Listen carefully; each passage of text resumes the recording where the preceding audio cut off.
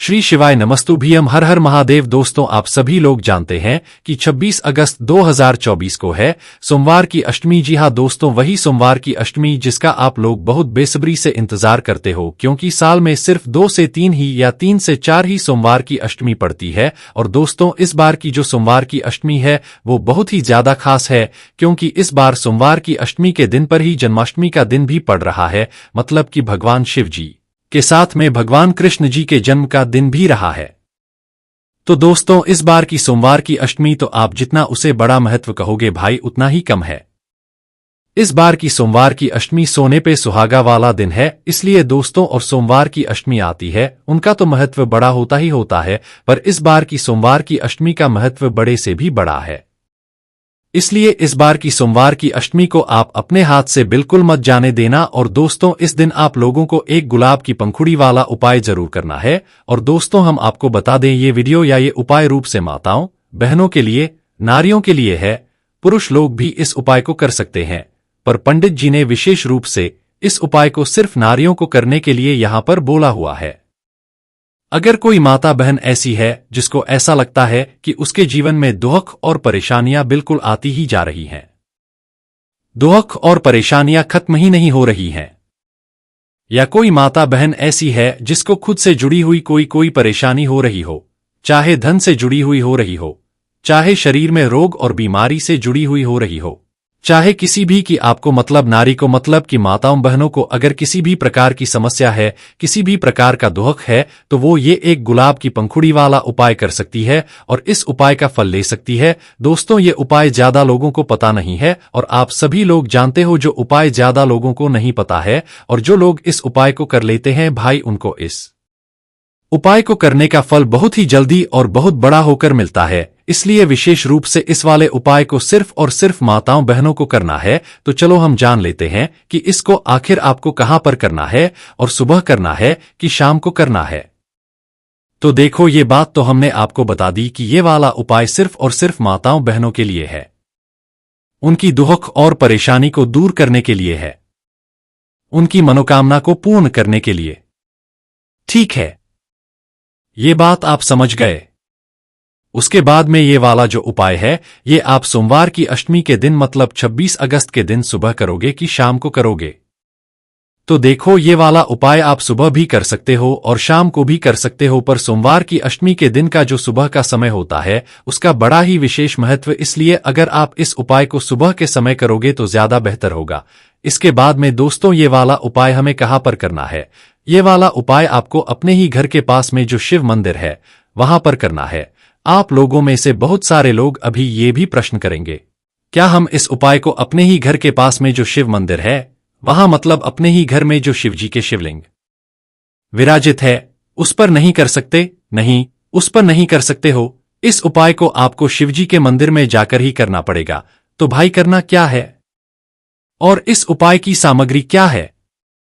उपाय को करने से पहले सबसे जरूरी जो चीज है इस उपाय में, वो उपाय की सामग्री है। जैसा कि हमने आपको बताया, एक गुलाब की पंखुड़ी वाला ये उपाय है। मतलब पंखुड़ी आप समझते हो, एक गुलाब का फूल भी हम आपसे नहीं बोल रहे, सिर्फ और सिर्फ एक गुलाब की पंखुड़ी आपसे बोल रहे हैं।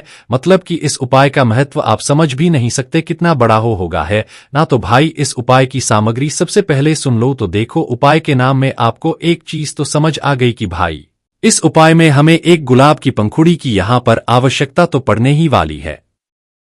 ठीक है, इसके साथ में दोस्तों आपको यहां पर क्या लेना है? एक बेलपत्र। क्या लेना है?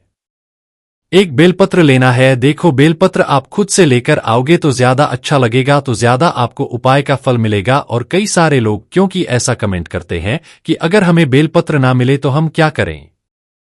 तो पहली कोशिश आपकी ये होनी चाहिए कि आपको बेलपत्र खुद से मिल जाए।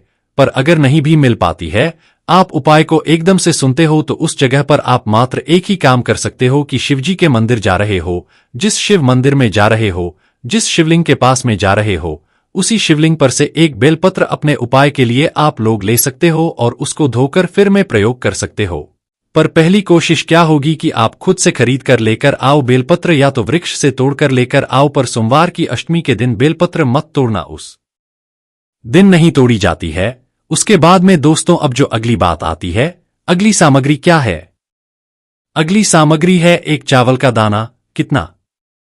एक चावल का दाना।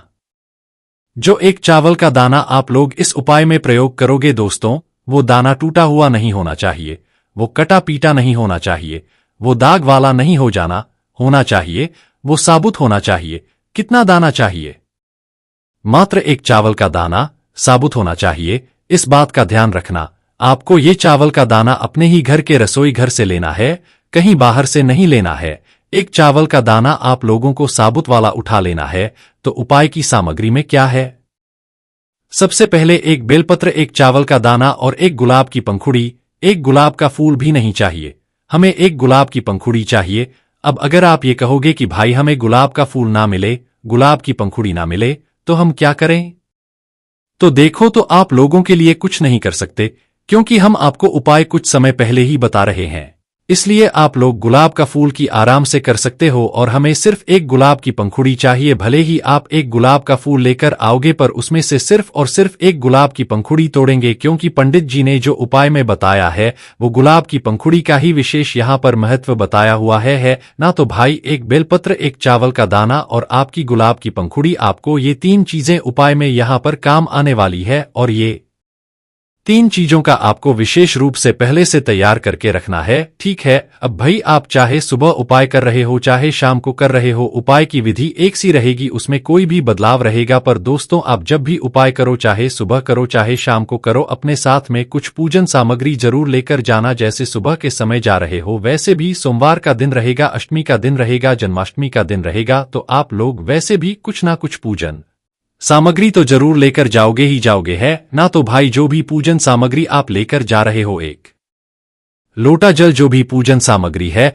वो आप लोग लेकर जाना। पर जो सिर्फ उपाय करने के लिए जा रहे हो, वही कम से कम एक लोटा जल तो जरूर लेकर जाना। अगर यही उपाय आप शाम के समय प्रदोष काल में कर रहे हो, कोई भाई बहुत सारी आपको दिक्कत या तो सुबह कुछ काम आ सकता है और आप उपाय एकदम से ना कर पाए, तो भाई फिर आपके पास दूसरा मौका भी रहेगा शाम के समय का। तो भाई, शाम के समय मात्र आपको एक काम करना है, एक दीपक बनाना है, आटे का दीपक, जिसके अंदर कुलबत्ती रखोगे, शुद्ध देसी गाय का घी डालोगे उसके अंदर है ना। फिर उस घी के दीपक को लेकर आप शिवजी के मंदिर जाना और अपना उपाय यहां पर करना है। क्योंकि दोस्तों, जब भी हम कोई उपाय करते हैं और सीधा उपाय की सामग्री को लेकर शिवजी के मंदिर पहुंच जाते हैं, तो हम क्या दर्शाते हैं भगवान के सामने कि हम आए हैं तो सिर्फ अपने फायदे के लिए आए हैं, हम आपकी पूजन करने नहीं आए। तो भाई, इसीलिए ये बात भगवान शिवजी के सामने हमारी ना आए या उन्हें ऐसा ना लगे, इस वजह से हमें कुछ ना कुछ पूजन सामग्री जरूर लेकर जानी चाहिए, ताकि हम भगवान शिवजी की पूजन करके ही अपना उपाय करें। और इस वाले उपाय में आपको पहले पूजन करना है, फिर यहां पर आपको अपना उपाय करना है। तो भाई, सबसे पहले क्या करोगे? सुबह कर रहे हो चाहे शाम को कर रहे हो, आपको अपने ही घर के पास में शुद्धता का विशेष रूप से ध्यान रखते हुए आपको शिवजी के मंदिर पहुंच जाना है। शिवजी के मंदिर पहुंचकर शिवजी के दर्शन करके और शिवलिंग के पास में आप लोगों को आ जाना है। सबसे पहले, जैसा कि हमने आपको बताया कि पहले आपको पूजन अर्चना करना है। क्या करना है? पूजन अर्चना करना, सुबह गए हुए हो तो एक लोटा जल और जो भी पूजन सामग्री है वो आप लोग चढ़ा सकते हो। देखो, एक बेलपत्र, एक चावल का दाना और एक गुलाब की फूल की पंखुड़ी आपको अलग रखना है। इसके अलावा आप एक बेलपत्र अगर शिवजी पर चढ़ाने के लिए लेकर आए हो, चावल का दाना अलग से लेकर आए हुए हो, तो वो आप पूजन सामग्री में चढ़ा सकते हो, उसमें कोई दिक्कत वाली बात नहीं। बस उपाय की सामग्री आप लोग अलग रखना है। ऐसा ही आप लोग शाम के समय कर सकते हो। शाम के समय आपको जल चढ़ाने की जरूरत नहीं है, आप बेल मतलब जो आपका दीपक है उसको ले जाकर मात्र जलाकर शिवलिंग के पास में रखकर आप लोग अपने उपाय को कर सकते हो। जैसे ही आपकी पूजन अर्चना हो जाती है, उसके बाद में आप लोग अपना उपाय करना शुरू कर सकते हो। अब आपको कोई भी यहाँ पर दिक्कत नहीं होगी। देखो, अब उपाय में आपको क्या करना है वो बहुत ही ध्यान से सुनो। आपके पास कितनी चीजें हैं? 3 चीजें, जिसमें से सबसे पहली चीज एक बेलपत्री हो गई, दूसरी चीज यहाँ पर आपका चावल का दाना हो गया, तीसरी चीज आपका हो गई गुलाब की पंखुड़ी, ठीक है? अब करना क्या है? देखो, सबसे पहले तो हम आपको 3 नाम और बता देते हैं कि ये जो 3 चीजें हैं, इन 3 चीजों को समर्पित करते समय आपको भगवान के 3 नाम भी लेने हैं। जैसा कि हमने आपको बताया, ये उपाय सिर्फ और सिर्फ माताओं बहनों के लिए करना है। तो इनमें आपको 3 देवियों के नाम का स्मरण करते हुए 3 सामग्रियों को शिवलिंग पर चढ़ाना है। तो सबसे पहले एक बेलपत्र आप लोग अपने सामने रख लो, मतलब अपने सीधे हाथ की तली में ले लो। उस बेलपत्र की बीच वाली बड़ी पत्ती पर अपने गुलाब की पंखुड़ी रखो। रख लिया आपने। जो आपने एक गुलाब की पंखुड़ी ली हुई है, अच्छी होनी चाहिए गुलाब की पंखुड़ी, इस बात का ध्यान रखना। गुलाब की पंखुड़ी रखो, फिर उसके बाद उस गुलाब की पंखुड़ी को ऊपर आप अपना एक जो चावल का दाना है उसको रखो है ना। क्या किया आपने, एक बेलपत्र रखी, एक बेलपत्र के ऊपर आपने जो है अपना गुलाब की पंखुड़ी रखी, फिर उस गुलाब की पंखुड़ी के ऊपर आपने अपना एक चावल का दाना रखा जो कि आखा है, साफ होता है ना। तो भाई ये जो 3 सामग्री है ये एक साथ ही आपको चढ़ानी है, अलग अलग करके नहीं चढ़ानी है। बस जिस विधि से हमने आपको चढ़ाने के लिए बताया है ऐसे चढ़ानी है। एक बेलपत्र बीच वाली बड़ी पत्ती पर फूल की पंखुड़ी रखनी है, गुलाब की पंखुड़ी रखनी है, उसके बाद फिर उसके ऊपर दाना रखना है। इस तरीके से इन 3 चीजों को एक साथ जमा कर अब आप लोगों को 3 नामों का स्मरण करना है। कौन से नाम है वो ध्यान से सुन लो। देखो, पहला तो है मां मालिनी है ना। माताओं बहनों का उपाय करना है तो 3 देवियों का नाम जरूर लेना है। मां मालिनी पहला नाम, दूसरा नाम है मां गौरी या मां गौरा, ये दूसरा नाम हो गया। तीसरा नाम है आदिशक्ति। क्या है? आद्यशक्ति। ये 3 नामों का जरूर ध्यान रखना है। उपाय अगर पूरा करना चाहते हो, सही उपाय का फल लेना चाहते हो, 3 नाम आप लोगों को एक और बार सुन लो। मां मालिनी, मां गौरा, आदिशक्ति 3 नाम है, ये एक और बार सुन लो अच्छे से। मां मालिनी, मां गौरा, आदिशक्ति है ना। ये 3 नाम आप लोगों को लेने हैं जब आप इस 3 सामग्रियों को शिवलिंग पर चढ़ाए हैं ना। अब भाई जैसे ही आप लोगों ने अपनी बेलपत्र, गुलाब की पंखुड़ी और चावल का दाना एक साथ पकड़ लिए अपने सीधे हाथ के तीजे में, अब इसके बाद में दोस्तों इनको आप समर्पित कहां पर करना है? तो देखो, इनको आपको समर्पित करना है माता अशोक सुंदरी जी वाले स्थान पर। कहां पर होता है माता अशोक सुंदरी वाले? आप सभी लोग जानते हो, जलाधारी का बिल्कुल बीचों बीच का भाग, मतलब जिस तरफ से जल बहता हुआ जाता है और जलाधारी से नीचे गिरता है उस तरफ की जलाधारी का बिल्कुल बीचों बीच का भाग जो होता है भाई, वो होता है माता अशोक सुंदर जी का स्थान। तो आपको क्या करना है, अपनी एक बेलपत्र, अपना वो जो गुलाब की पंखुड़ी है उसको और अपने एक चावल के दाने को एक साथ माता अशोक सुंदर जी इस वाले स्थान पर आपको समर्पित करना है। उस समय उस बेलपत्र की डंडी का मुख जलाधारी की तरफ होना चाहिए जब आप समर्पित कर रहे हो, जहां से जल बहता है और नीचे गिरता है, और बीच वाली बड़ी पत्ती का मुख अब आप ही शिवलिंग की तरफ हो जाएगा।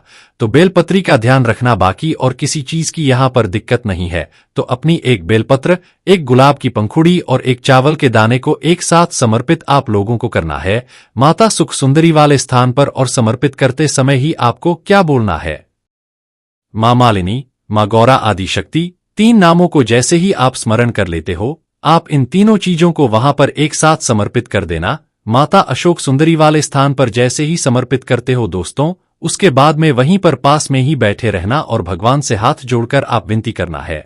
आपने मालिनी, मां गौरा, आदिशक्ति का नाम लिया है ना, अब उन्हीं से बोलना और भगवान शिव जी का भी नाम लेते हुए बोलना कि हे माता, हमारे जीवन में ये परेशानी चल रही है, भगवान शिव हमारे जीवन में ये परेशानी चल रही है, आप इसको दूर करो। हमारे जीवन तो नर्क से भी बुरा हो चुका है, हमारे जीवन में बहुत ज्यादा परेशानी है, आपका आशीर्वाद हमें दो और हमारी ये जो भी दुख और परेशानी है इन्हें दूर करो। हमने क्या बोला, विशेष रूप से ये वाला जो उपाय है ये माताओं बहनों के लिए, इसलिए माताओं बहनों को ही जो है ये वाला उपाय करना है। पंडित जी ने खुद बोला हुआ है और ये वाला उपाय सिर्फ व्हाट्सएप अष्टमी के दिन पर ही किया जाता है, किसी और दिन नहीं किया जाता है। तो माताओं बहनों से निवेदन है कि वो इस उपाय को सिर्फ और सिर्फ आने वाली 26 अगस्त की इस बड़ी सोमवार के अष्टमी के दिन ही करें, इसके अलावा और कभी ना करें। उपाय थोड़ा अलग था, इसलिए हमने आपको छोटी छोटी बातें आप लोगों को समझाएंगे, क्योंकि अगर आप लोग उपाय सुन रहे हो और आप उपाय करोगे तो भाई आपको उपाय का फल मिलना चाहिए। तो इस तरीके से आपको लोगों को यहां पर ये वाला उपाय करना है। 3 नामों को लेकर 3 सामग्रियां माता वाले स्थान पर आपको चढ़ाना है। बाकी दोस्तों, अगर इस उपाय को करने में आपको कोई भी दिक्कत, समस्या, परेशानी, हमसे कमेंट करके पूछ सकते हैं। श्री शिवाय नमस्तुभ्यम। हर हर महादेव।